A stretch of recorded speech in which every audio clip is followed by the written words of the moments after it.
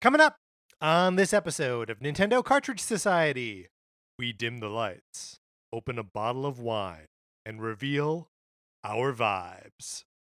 It's dangerous to go alone, so the Nintendo Cartridge Society goes with you.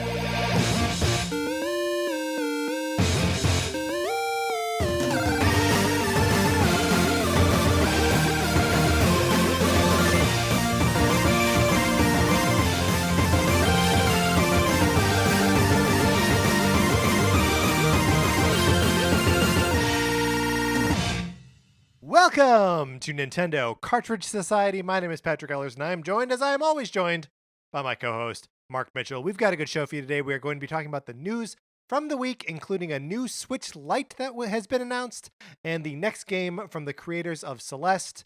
And then on Thursday, Kid Icarus Month continues for real this time with Kid Icarus of Myths and Monsters for the Game Boy. But Mark, in the meantime, how you doing? I'm doing great. Have you, Patrick, have you and Sarah had cauliflower rice? Have we had cauliflower rice? Yeah. That's the question. Mm-hmm. I guess I don't think so. Is that Okay. a rice made from cauliflower? It's a rice substitute. Like, people use it in place of rice. And it is, I had it for the first time this past week. And I would say that it is effective, but I'm fairly confident that it is just like cauliflower cut up into tiny, like, rice size pieces, Sure. Yeah. which is an effective illusion. And in fact, I'm guessing that it's even like the stems of cauliflower, right? Like, not the floret, because not the tree part. Yeah, not the tree part, because I imagine that like is even better for giving you that like consistency. And so I'm into it, but also I feel a little bit duped. Like, I feel like I'm probably paying an exorbitant amount for cauliflower stems, which otherwise is everybody's least favorite part of the cauliflower. It's the garbage. Yeah. Well, I mean, it's tough because there's less of it in a head of cauliflower than there is in like a head of broccoli, right? That's like, true. Broccoli is so much stalks, whereas like, because it's like a real like plant thing, whereas the cauliflower is like a bulb. Yeah. That's true. That's true. Maybe I'm being too harsh on the cauliflower rice industry. A couple months ago, my buddy Andrew went through a phase where he was trying to sell me on cauliflower crust pizzas, which I've had a few times and always hate. Yeah. So I am skeptical also then of this cauliflower rice. So rice, I think, is a more effective application because it is essentially just cauliflower. The enough. Cauliflower pizza crust, I've only had like the pizza that you'd like, the frozen ones that you buy at the grocery store and then bake myself. And I feel like maybe that is my mistake. Maybe I need to have a This is what he's trying to sell me. This is what he's trying to sell me on. Like, I don't know why he's like, it's pretty good. I'm like, I don't believe you. Yeah, I feel like I need a well-prepared one because the ones that I make at home are like soggy and gross. Yeah. Speaking of soggy and gross, my copy of Sonic Forces, would you like to borrow it? You can certainly try. All you gotta do is email us at Nintendo Cartridge Society at gmail.com and give us a mailing address where we can send you my copy of this game for the Nintendo Switch. You can play it for as long as you want, and then you send it back. And this is really the speaking of wet and gross, is that there might be an Untitled Goose Game in there that you have to play instead of Sonic Forces. Also, be forewarned, you don't have to do anything. There are no rules to the Sonic Forces borrowing program. It's the perfect program. So sign up for that. Email us. Here's what's going on this month.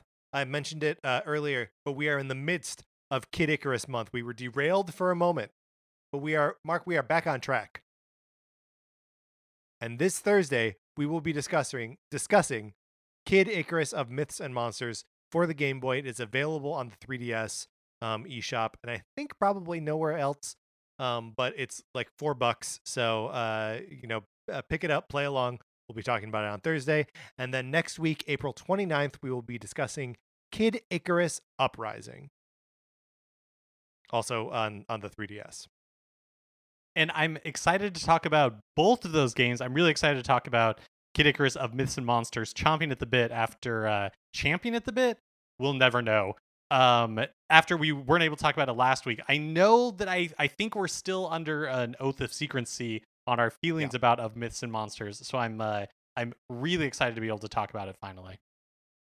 I know, me too. Having to put it off for that Indie World showcase was borderline torture because we wanted to talk about it last week on Tuesday. Yeah. But we're sworn to secrecy. Truly bittersweet announcement of a Nintendo presentation.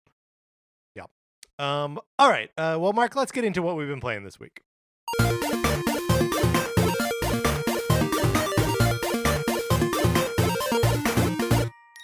Okay, so I think obviously we have both been playing Kid Icarus Uprising, but I think we are similarly sworn to secrecy on our experience with that. Although I would like to know, how are you playing it? Are you using any physical props to help you play? I'm not, because I don't have I don't have like any physical props that would really help me in playing it, and I've got to say that makes it challenging sometimes. You should get a prop.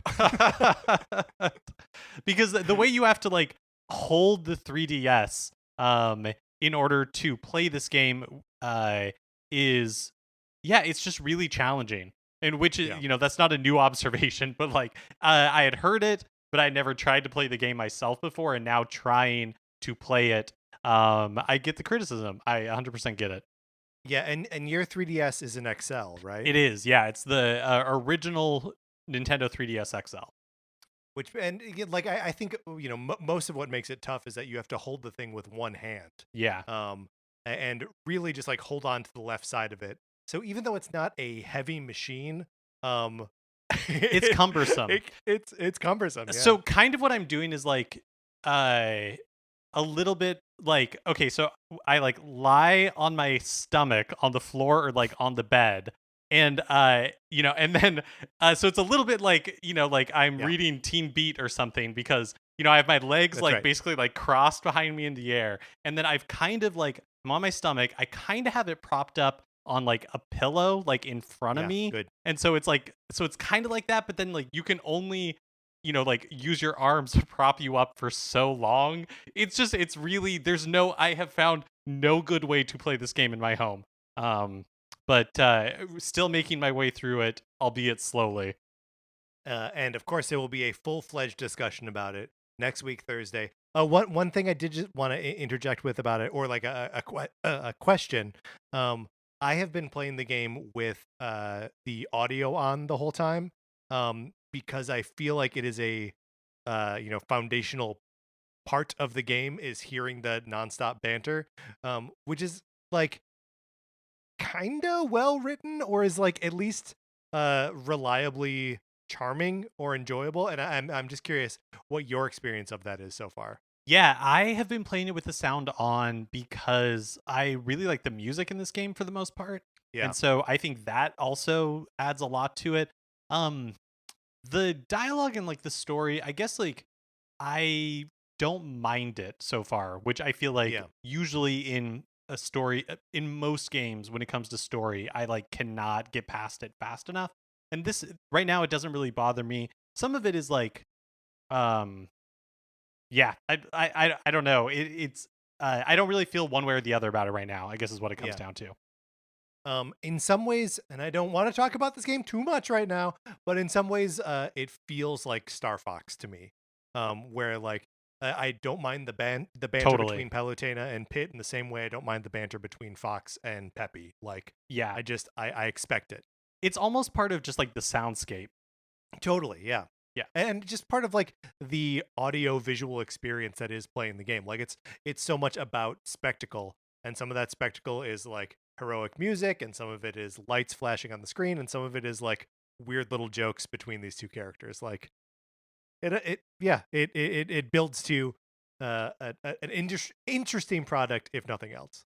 But again, we're not talking about that today. That's right. We are sworn to secrecy for 2 more weeks. Oh, I've also been playing Pac-Man 99, putting a little bit more time into it. So I think when we talked about it the first time, I said I was having a blast, but did not really understand the function of like some of the tools, some of the options. And so I actually, there was a Reddit post that somebody wrote being like, hey, this is basically what everything does in like how the mechanics of the game work. And so I read it, and so I understand more, like when I'm choosing between speed or strong or trail, like that kind of stuff, what it is doing. But I have found that for me, Pac-Man 99 is like an interesting one of these like 99 type games, because I feel like more than any of the other ones, my experience has been that I play it as like a single player game.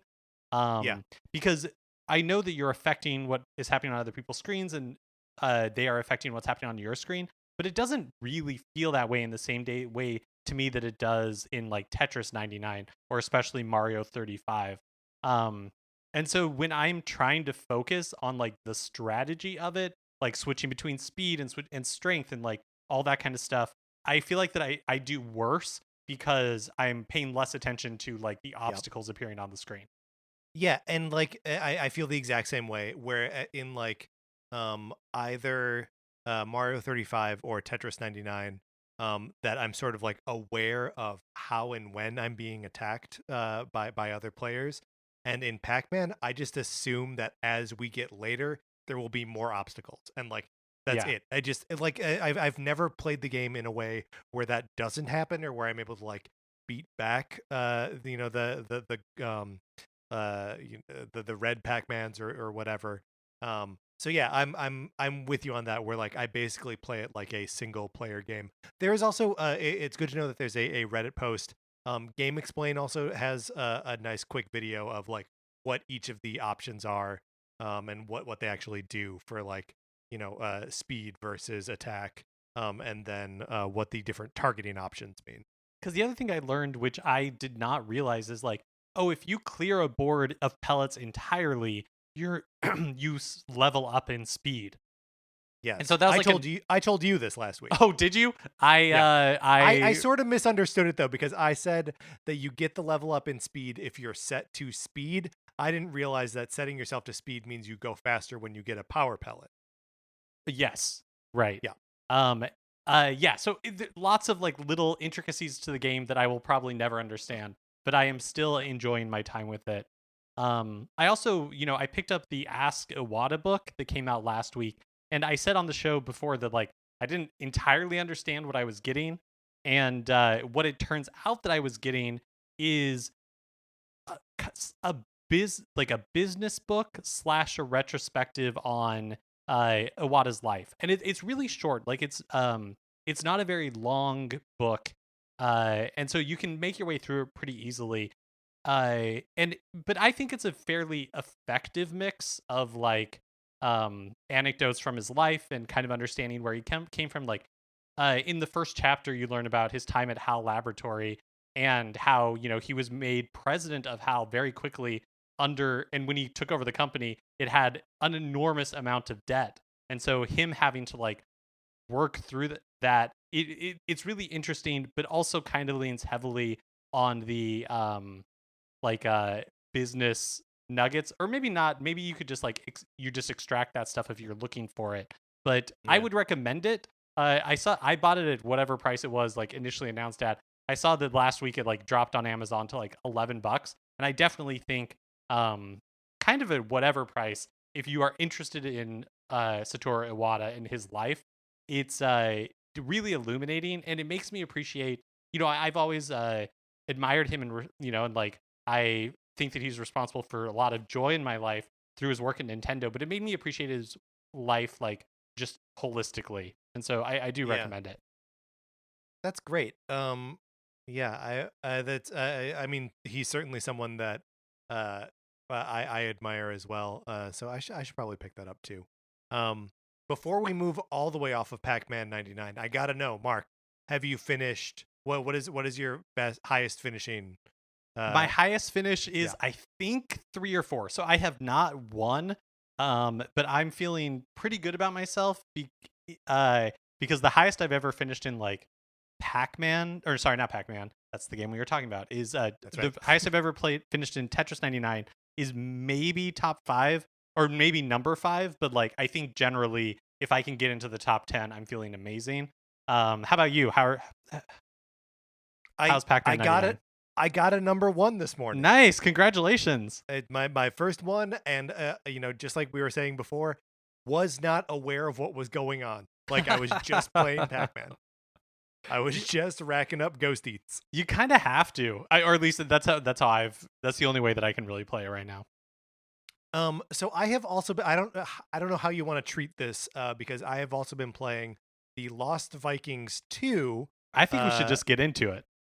Let's just get into it. It has been added to the Blizzard Arcade Collection, along with another racing game that I'm never going to play. But Lost Vikings 2 was a game that I had not had any experience with as a kid. I love the original Lost Vikings, which is why I lost my mind when this Blizzard Arcade Collection came out, and played through Lost Vikings and loved it. And so seeing that the sequel is out there, was very excited to pick it up. I think it's better than the first. I think like a lot of the fat has been trimmed. The levels are a lot more smartly designed. Like instead of they're smaller levels, right? Like there's less sort of just screwing around, right? Of like, oh, and then the guy has to the one Viking that has the specific ability to get in here, that has to like walk all the way around. Like everything is just very streamlined and smart. And also everyone has like a little bit of an extra ability. The Vikings are turned into like cyborg Vikings early on in this game, which gives them weirder powers. But also every now and then one of them will be missing from a level. So you just have to go through it with just 2 Vikings. And then there are other characters that you encounter along the way that have different abilities that are like sort of mashups of like other Vikings. So like there's one that is like a werewolf kind of guy who jumps. So he's like Eric the Red in that he jumps. And he also has a short range attack. So he's like the one of them that attacks. And he can also like jump off walls. So he has like a wall jump too. So like it's just so neat that it keeps giving you different, instead of like taking the same three sets of abilities and making you figure out ways to solve environmental puzzles that way. They can remove one of your main Vikings and replace it with like a different set of skills. It's really cool. I'm really enjoying it. That does sound really cool. And it's so cool that Blizzard, first of all, this arcade collection is $20 to begin with.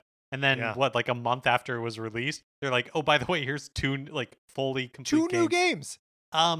So one thing that when you're describing Lost Vikings, like I've never played this game before, and it sounds so much like a cool idea, but one that I'm surprised was an arcade game. And one of the things that I associate with none of these are. Got it. Because Blackthorn isn't either.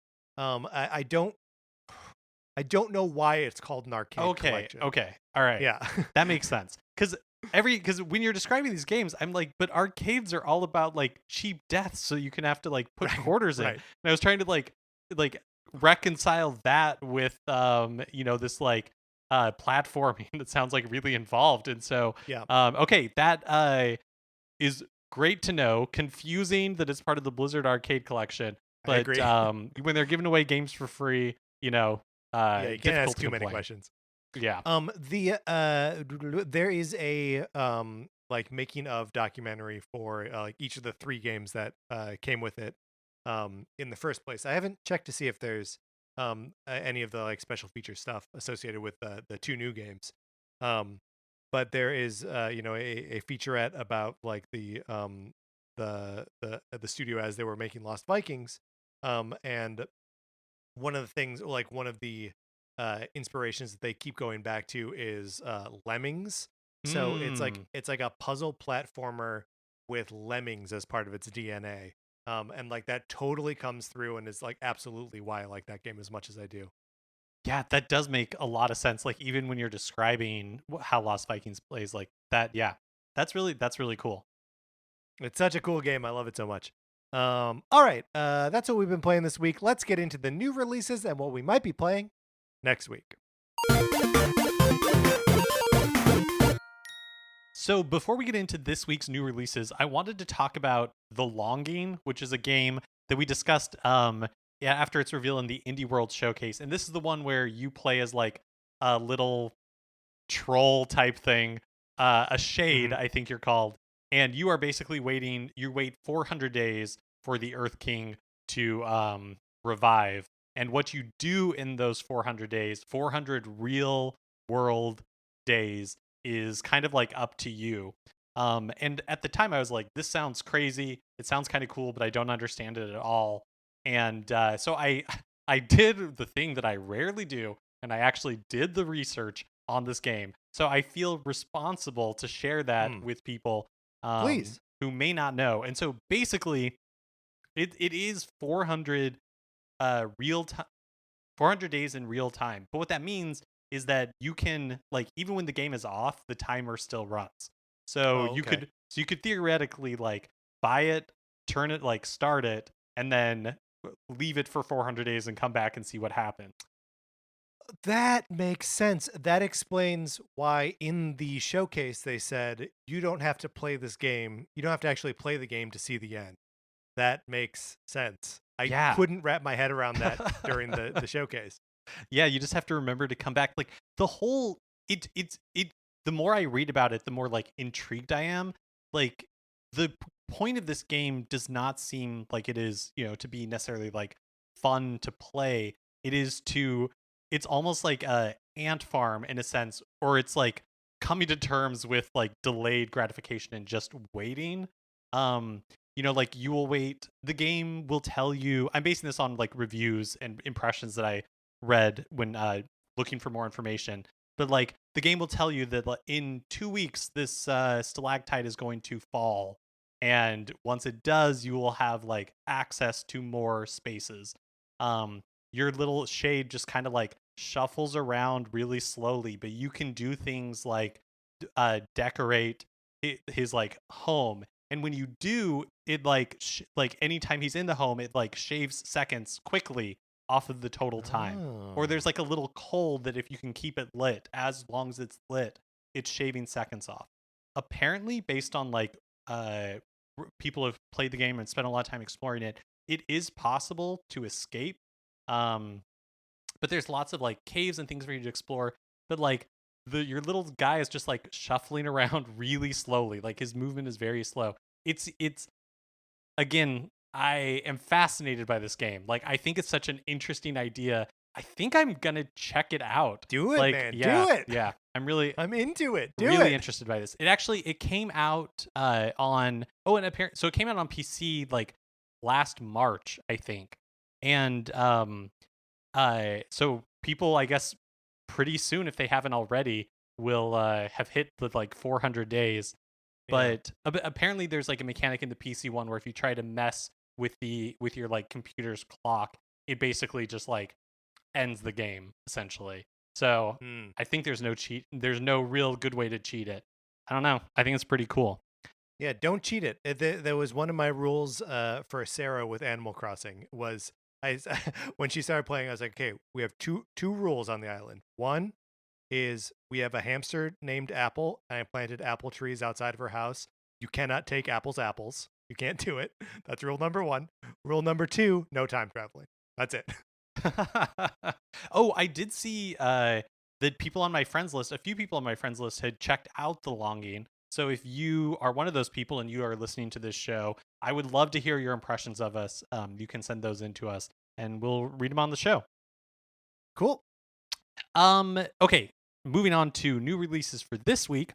On Thursday, April 22nd, Turnip Boy Commits Tax Evasion is released on Switch.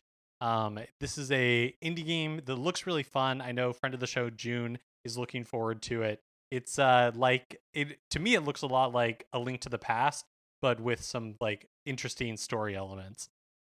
And is this based on the Yoshi commits tax fraud meme?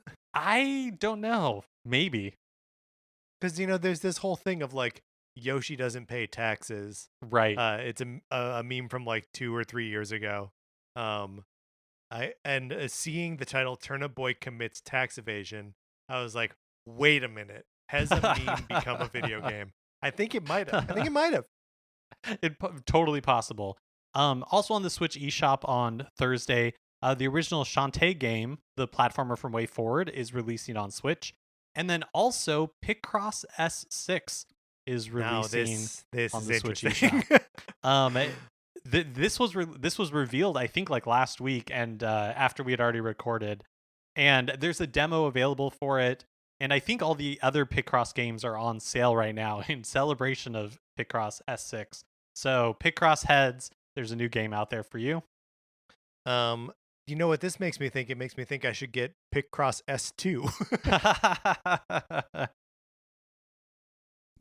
I should probably check all of them out, especially if they are on sale. Okay, those are the new releases. Let's close this out.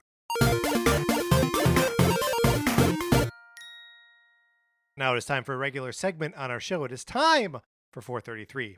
A 1952 American composer, John Cage, wrote a piece called 433, wherein a performer or group of performers didn't play their instruments for 4 minutes and 33 seconds. For the purposes of this show, our instruments are talking about Nintendo, so for the duration of one performance of 433, Mark and I will talk about something not at all Nintendo related, thus fulfilling the contract of the piece. Today, Mark, we are discussing a topic generated by Benton and Brian for our 433 episode. They wanted us to talk about tech from the 2015 of Back to the Future 2 that we're disappointed we still don't have yet in 2021. Mark, first of all, thoughts on Back to the Future 2? Let's see. Back to the Future 2, I have a very strong memory of going with my family to see it in theaters, and we left because I think it was too scary for me. The part where like a very brief scene where they're in a graveyard and like lightning is flashing and all that kind of stuff. Wow. It was just really overwhelming. And so I didn't see the finale of Back to the Future 2 for many years. I saw Back to the Future 3 before I ever saw like the last third of Back to the Future 2. That's amazing. That's very good. I used to really like Back to the Future 2 because I was like, this is the only of these movies that's actually about time travel. That the first and third are just putting the characters in a different era, and then like the adventure is them getting out of it. Whereas Back to the Future 2 has multiple jumps through time, has, you know, parallel realities, and like I was very into those like sci-fi concepts, which I thought the only places you could get those were Back to the Future 2, which might have been true in like 1989 or whenever those movies came out, but certainly is no longer the case. Okay, is there anything that jumps to your mind like immediately as tech from Back to the Future 2 that you wish existed now but doesn't? Well, I'm so you included a list to a Vulture article from 2014 where they talk about technologies in Back to the Future 2 that are closest to reality when this was published in 2014. And one that they have listed here that I'm like, yes, this would be great, is robot gas stations.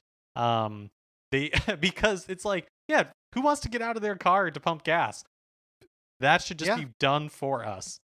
That should be done for us, but also we shouldn't be putting gas into our cars. They should, you know what I mean? Like they should all be electric vehicles. One thing that I am that they mention here early on in the Vulture article is flying cars. And I tell you what, a flying car stresses me out. Especially after the last year of not really going anywhere. Driving at all stresses me out. Add another dimension to it, and I just want nothing to do with it. You know, the other one that I don't really want to have anything to do with is self-lacing shoes. I feel like that is just and I think it's and I feel like it. I feel like it's just technology we don't need. Like, what problem are self-lacing shoes for the majority of people? Now, I'm sure there are use cases for it, but like for the majority of people, what problem are self-lacing shoes solving? Especially that like Velcro doesn't solve, right? Like yeah, right, yeah. What about the self-drying jacket? How about that one? Sure, I'm into that. I mean, I love going to theme parks, and if I had a self-drying jacket, I'd be much more, like willing to go on a water ride where I knew I was going to get soaked if it wasn't going to be a problem after that. You know, another one that's on this list that I actually hadn't even thought about is neon curbs, because the curbs in the city are like lit up neon in Back to the Future too. And I don't know that we need it, but I think it would be cool. And I think that because I think what we need to do as a society is like we got to rethink what cities are like. We've basically been living in the same sort of cities for like 50, 60 years. And I think it's time for some like new thinking on how cities could be.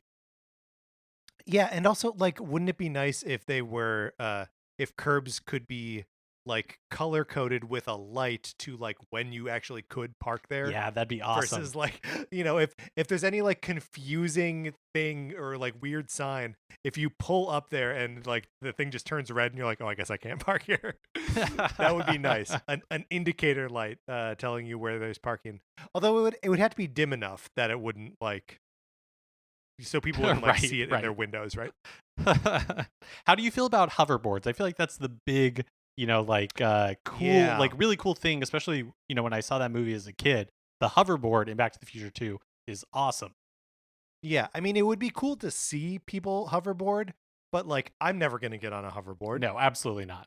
Like I'm pretty sure how I would die is I would try to ride a hoverboard and I would like fall and break my neck. Yeah, that's right. I would look. I'm gonna like hurt myself strapping a helmet on to like get on the hoverboard. That's right. Self strapping shoes. No, self strapping helmets, so we don't kill ourselves trying to get on a hoverboard. Yeah. No, it's gonna strangle you. All right. That is the end of that 433 performance. We were accompanied today by Future Workspace, I think. All right, Mark. Let's get into the news. Last week, Nintendo revealed a new Switch Lite color. What they're calling blue Switch Lite will be released on May 21st, coinciding with the launch of Miitopia on Switch, which I keep forgetting is the thing. Like the previous colors, the blue neon or Nintendo Switch Lite will retail for $200. So same price, new color. The reason I say like it's blue in quotes is because I feel like everybody was comparing it to the GameCube, being like, oh, it's like the GameCube color. It's not. Everybody wants it to be the GameCube color, but it's not. It looks like it is like somewhere between like a true blue and the GameCube indigo, but like it is blue. Like for sure it is blue. Yeah, definitely. Patrick, when the Switch Lite was first revealed, I was itching to get one. But I let that pass and I haven't felt the need to get one since then. I'm curious if the thought has ever crossed your mind since the release of the Switch Lite. Yeah, I mean it crosses my mind every now and then, but I'm also like I don't really see what like the functionality of owning a second Switch is. And like I also am anticipating buying a second Switch shortly when the upgraded Switch model comes out. So like that'll be what it is. If I find myself with an abundance of cash for like some strange reason, maybe I'd look into getting a Switch Lite, but I just don't really know what the application is right now. I do think of the 4 available colors at the time that this blue one comes out, that the blue one is the best looking one. Totally. Because like the yellow's a little like too loud and weird for me. And the coral's okay, but like I don't love it. And the gray is just sort of boring. But like the blue feels like it has some personality, but it's not too like ostentatious at the same time. So yeah, I mean it seems like a cool looking Switch. Yeah, I agree. Developer. Go ahead. Hold on, I want to stay on it for a second because I think it's so weird that they are timing this with the release of Miitopia. Yeah, like, it doesn't make any sense. Like what are they doing? I mean, I guess it's not a bad time to release it. I don't see like it doesn't seem like there's any like synergy between the two. Yeah, that's right. Well, and also it just like not only is there no like synergy between the two, but it's just like in what world is Miitopia a driver of units for anything? Right. It's just confusing to me. Why put this out at the end of April with Pokemon Snap? Like that's what you want to do. Yeah. Developer Extremely OK Games, which are the creators of Celeste, have announced their next game, which is a 2D explore action game, or that's what they're calling it, titled Earthblade.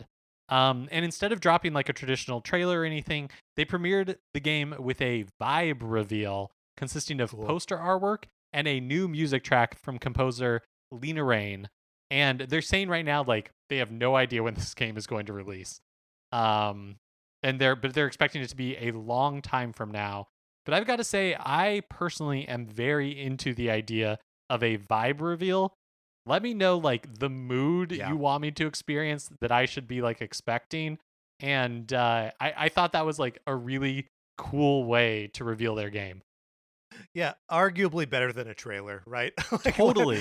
Let me know what I'm gonna feel. Let me know what the aesthetic is. Play some music at me. Like that's what I want.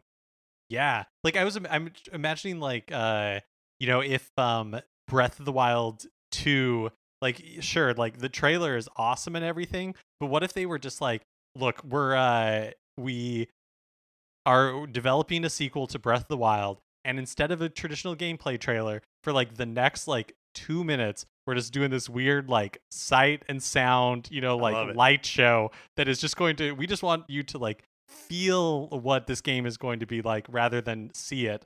Ooh, I'm so into that. Arguably, that's what the Breath of the Wild 2 teaser trailer was, right? Like, we just saw some, like, subterranean stuff. We saw Link and Zelda together.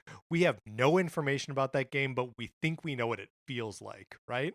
Yeah, that's true. That's a good point. But I'm like, I want it real abstract, I want it to be abstract, like, baby. Yeah, I want it to be like a Pink Floyd like laser show where I'm just like, I don't know what's going on, but I'm feeling everything. We're going to the planetarium and getting high. To watch that. Look, that would be an E3 to remember.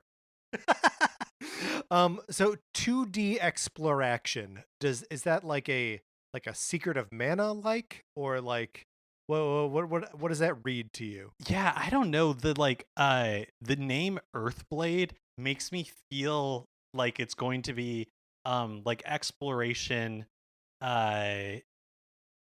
in like where it's like deep earth, like you are like going like into a place, like you're trying like it's about like discovery is kind of what I take away from the mood.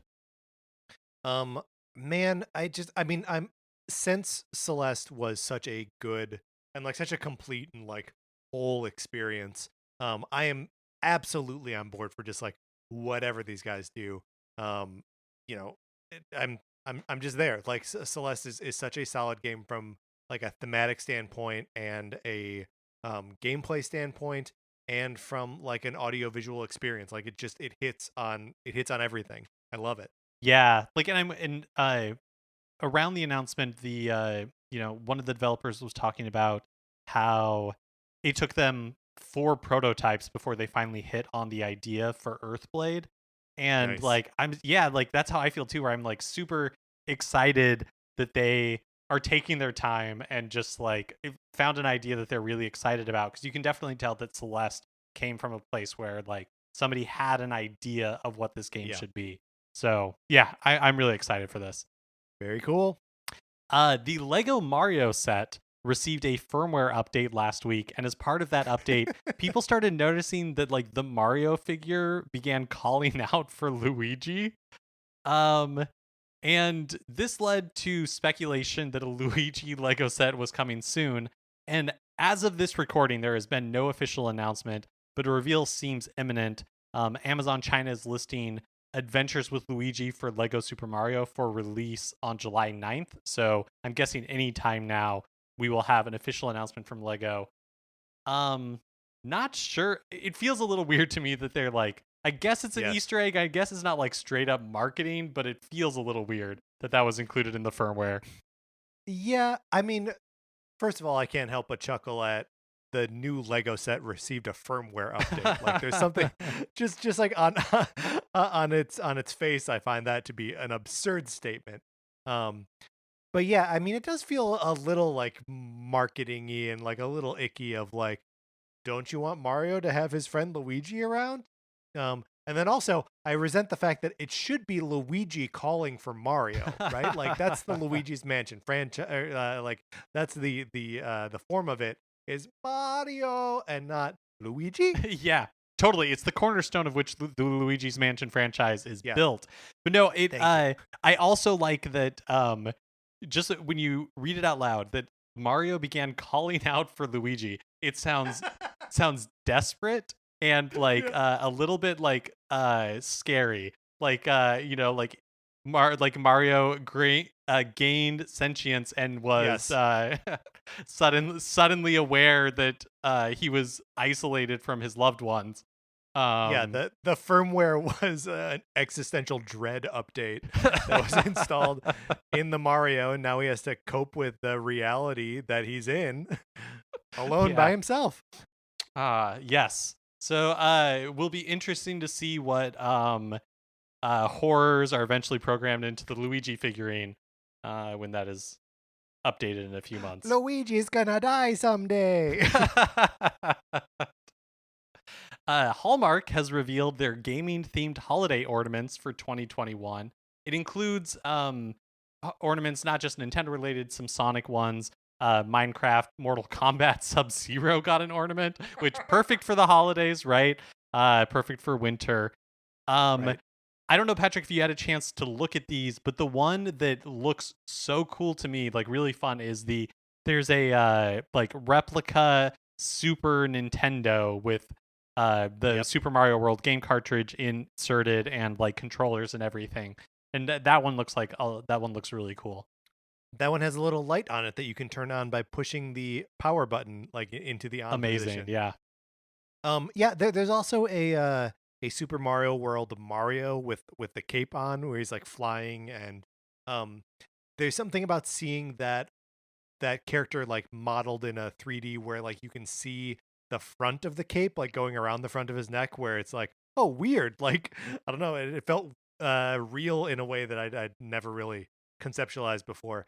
I would love a set of those two. I think that would be really cool on a tree together. Yeah, absolutely. And I felt the same way when I saw the Super Mario World stuff. And I feel like it's because like we get, like Raccoon Tail and Tanuki Suit Mario like in 3D and toys and all that stuff like all the time. But I can't remember a time I've ever seen like a toy or a figurine for Super Mario World like Cape Mario. And so it was like striking and really fun to see it rendered that way. That is interesting. I guess it's because it's not cute, right? Like you can put Mario in a cat suit or a raccoon suit and he's cute, but like you put a cape on him and it's like, well, all right, Mario. It wasn't. Yeah, totally. It wasn't until I saw that like it was like, that feels like an amiibo that should have been. Oh my gosh. These ornaments are usually come out in two waves. Like some of them are released in July, some of them are released in October. And some of them can be extremely hard to get. So if it's something you're interested in, I recommend, I guess, checking Hallmark's website and figuring out. I was trying to figure out when some of this stuff was released, and I found their website impenetrable, but I'm sure with some Google Kung Fu, you could make your way through it. Yeah, so I was also looking into this because, I don't know, we're both the same kind of idiot. But it's my understanding that, like, Hallmark doesn't really run their ornament department in the same way that we expect of, like, Amiibo or whatever. Like these things are going to come out when they come out. They're going to be available in the stores where they're available or in the online places where they're available. Like this is going to be a hard thing to game because they're just not that transparent and just not that just not that transparent about the supply chain for all these ornaments. I guess that gives us all an equal shot, except I would have to figure out where like a Hallmark store is near us because I have no idea. Or you're gonna bookmark it on like good point. It just I don't know. I mean, and you know what? They'll all be on eBay. So Patrick talked about this a little bit in what we've been playing when he talked about Lost Vikings 2, but the Blizzard Arcade Collection received a major free update last week. In addition to Lost Vikings 2 and RPM Racing, it also added a design documents gallery to the museum and a streamer mode for Rock and Roll Racing. And also for Rock and Roll Racing, a 4-player local multiplayer that lets you stream your gameplay with MIDI versions of the songs while still preserving the game's sound. I guess that wasn't something that you could previously do. Right, and what that is, and like that is related to the streamer mode, is that the music that is in Rock and Roll Racing will get you a trademark strike if you are streaming it on Got Twitch, it. and will demonetize your video. However, because it's all like real rock and roll music. However, the MIDI Oh, versions of them got it. are not the actual songs; they're not the actual recordings. So you can play those games and put them up on YouTube and whatever, and not have to worry about that being demonetized or whatever. Okay, got it. That makes a ton of sense. The NPD Group has released U.S. video games. Which actually, sorry, I want to go back to that for just 1 second. I'm sorry, I keep drawing you back into it. I think this is smart, and something that other games should be doing.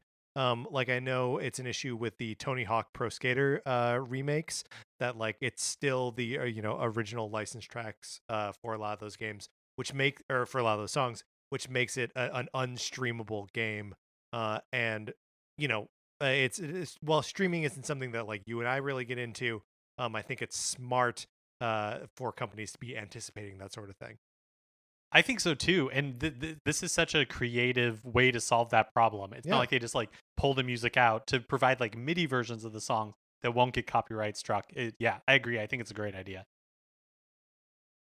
The MPD Group has released U.S. video game sales data for March.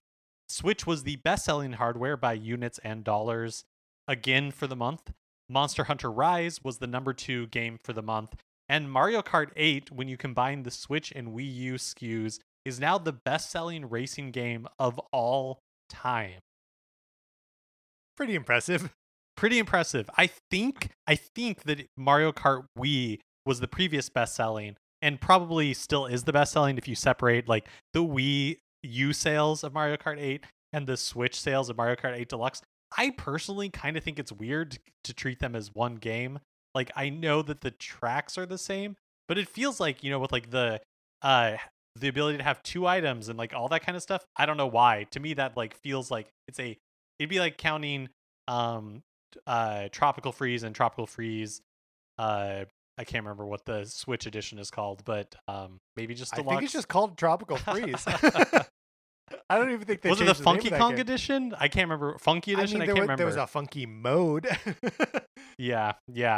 But I mean, like I think for sales purposes, all versions of Street Fighter 2 are considered the same game, which is not accurate to the way they play or the way they feel, especially from people like inside the Street Fighter community. So yeah, I guess if you're still calling it Mario Kart 8, like if it's a numbered entry and just like it's still 8, it's just like the deluxe version. I get it makes sense.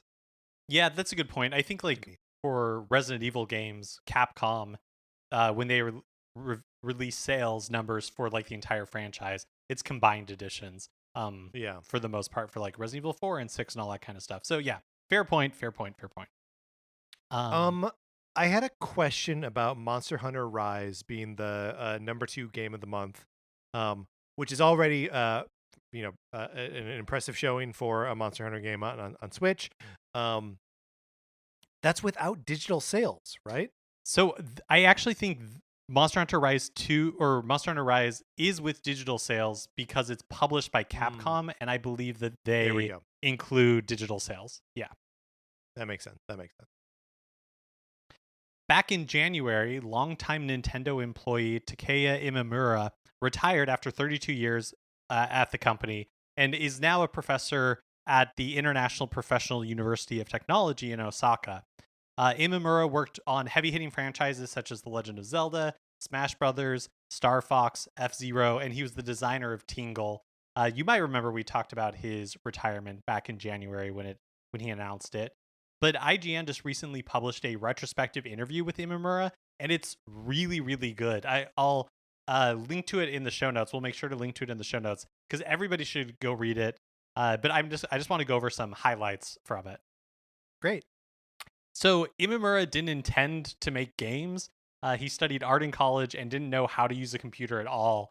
He said he had never touched a keyboard before he started working at Nintendo, but he loved video games and played a lot of Super Mario Bros. 3 in college, So he thought he might be able to help like draw like the game packaging and instruction booklets.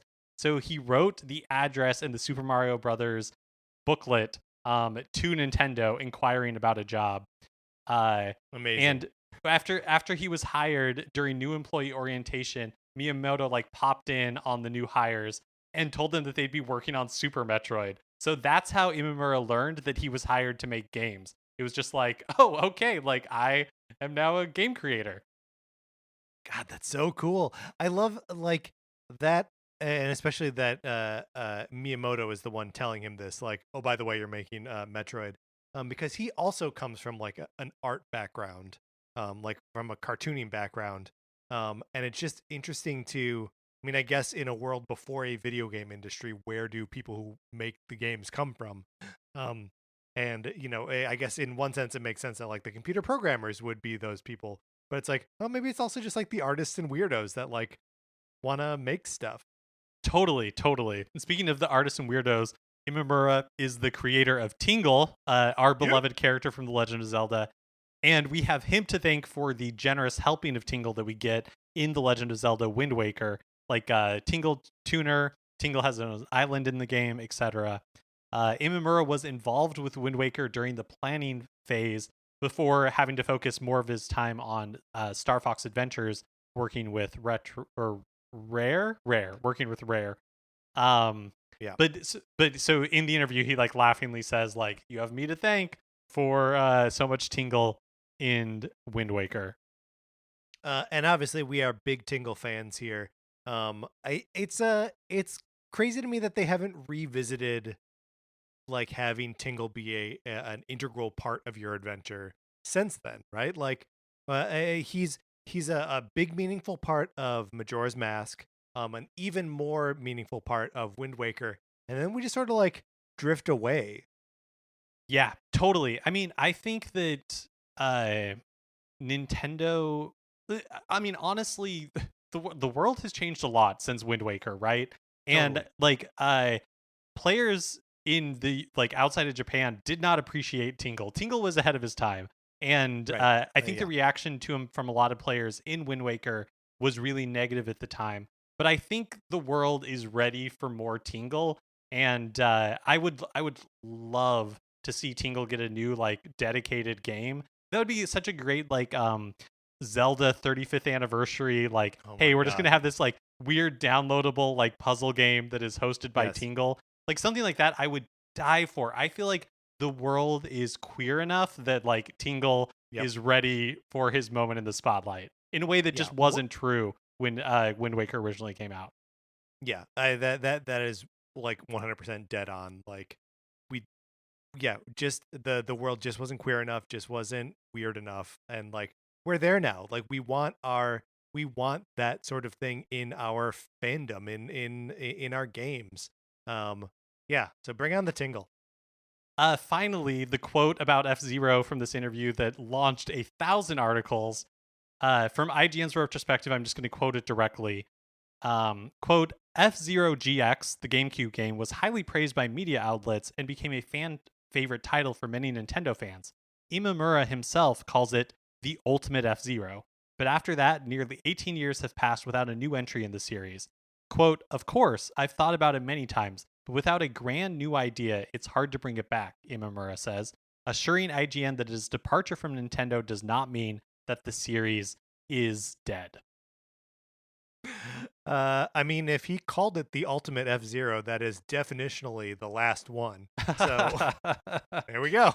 Yeah, I feel like that is the answer that we have heard from Miyamoto. That's the answer now that we're getting from Imamura. Like people involved with these games, where it's just like I know that Nintendo is it's like a big company, but like it's actually relatively small compared to the other like monolithic video game developers. And I think it is a lot of like opportunity cost. It's like we could make another F-Zero, or we could have focused our attention on things that we feel like are more exciting and new.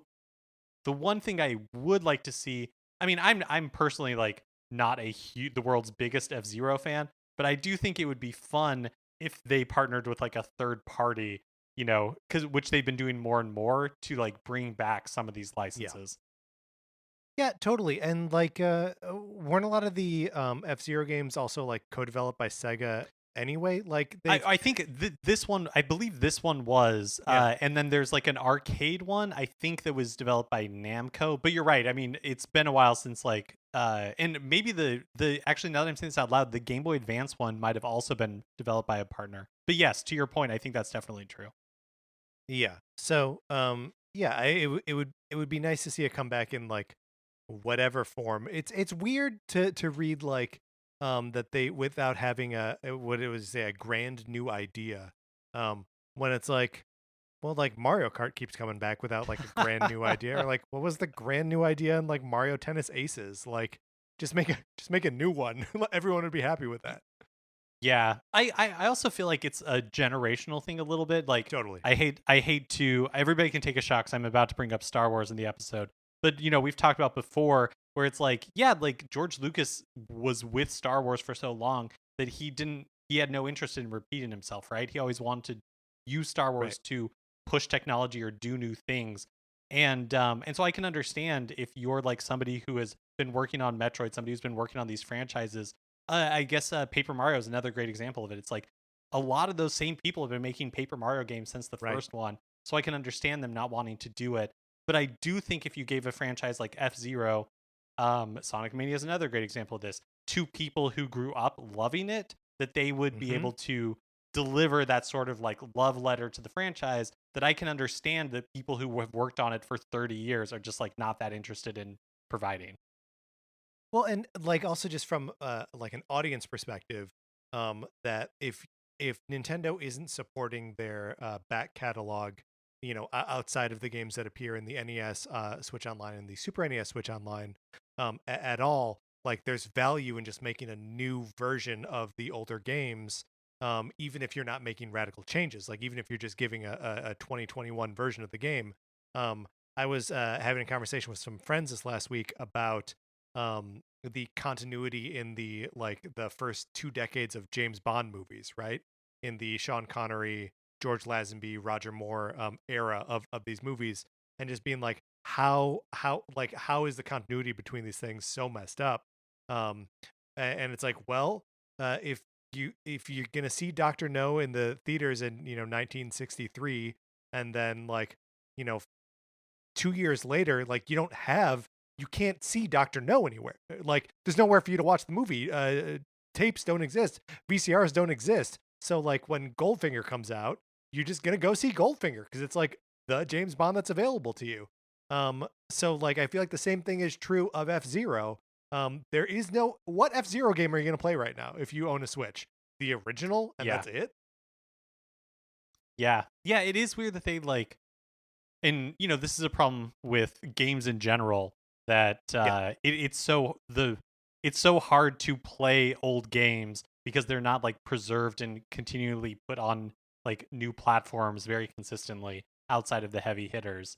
I do wonder, this feels like a genre that, and maybe it exists because again this is kind of outside of my interest, so maybe there are indie games that like um try to capture the spirit of F-Zero, but like it feels like something that an indie developer could do yeah, really it well, like does. a racing game set in the future with a bunch of like crazy characters that are the pilots of the cars. Like it feels like there's an opportunity there because there's clearly um a lot of demand. Yeah, I mean, I wonder if it just falls into the like category of like people accept no imitators, like because you also don't really see people making like Star Fox style games, right? Like there's just something, yeah, like they just I think there are some things that like are just uh less easy to like kind of iterate on or like do your impression of. We see Metroidvania or like platformers, even like 3D platformers, like we kind of see that all the time, like from all directions in from like big AAA publishers and from indie studios. And I think there are like some corners or like some avenues of that like old Nintendo magic that people just like don't really do. Like you don't see Punch Out imitators, right? Like, Yeah, that's true. That's a good point. yeah, But I don't maybe know. but maybe we It's should. weird. Maybe we just hit on a like a Yeah, $1 million idea. yeah. or like $1 million in debt idea. Too bad I don't have the skills or talent to explore this further. Finally, speaking of a game that Imamura worked on at Nintendo, Super Metroid is 27 years old. Wow. The game released April 18th, 1994 in North America. I didn't realize that it was kind of like a later Super Nintendo game, but I guess it makes sense. Yeah, I mean, it's I can always close my eyes and picture the like first couple seconds of that game after you turn it on. And 1994 is one of the dates that like one of the things that flashes up on the screen. And then it says Metroid 3, which the game never in any other capacity refers to itself as Metroid 3. But right there it does, and I can hear the little like in the music when it says Metroid 3. Yeah, man. If you are interested, go back to our episode from last April when we were doing Retro Month based all around Super Nintendo classics. And Super Metroid was one that we played through and had a really good discussion on. So you should go out and check that out if you haven't already. I may or may not have admitted that the game is not perfect, which hurts me because I think it's my favorite game ever made. All right, Mark, let's get out of the news. Okay, that is going to do it for this episode of Nintendo Cartridge Society. Remember, please rate, review, and subscribe on Apple Podcasts. If you like the episode, please share it on Facebook or Twitter or wherever you share stuff. It helps us out a bunch when you do that. You can follow us on Twitter. I'm at Patrick_Ellers. Mark is at MKE Mitchell, and the show is at Nintendo Cart Society. We also have a Facebook page, which is just Nintendo Cartridge Society. Olivia Duncan made our logo. Our theme music is provided by 8-Bit Betty. You can get more of his music by going to 8bitbetty.com or by listening right now. For my co-host, Mark Mitchell, this is Patrick Eller saying we will all meet at the observatory for the laser show and get high, but we all got to be vaccinated first, all right? Get vaccinated. Thank you for listening.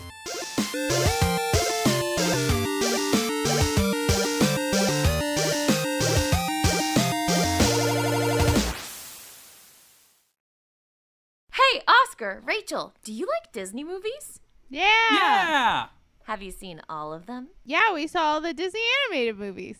And we saw all the Pixar animated movies, too. How about the DComs? What? The Disney Channel original movies. You should listen to our podcast, Inside the Disney Vault, because we are watching all of them in chronological order. Yeah, and we do fun segments, like we cast each other. That's right, and my favorite segment, Zaddy Watch, where we rank every single DCOM daddy. Ooh, you can listen to all this fun stuff on our podcast, Inside the Disney Vault on Campfire Media, wherever you listen to podcasts. All right, guys, let's get back in the vault. It's cold out here.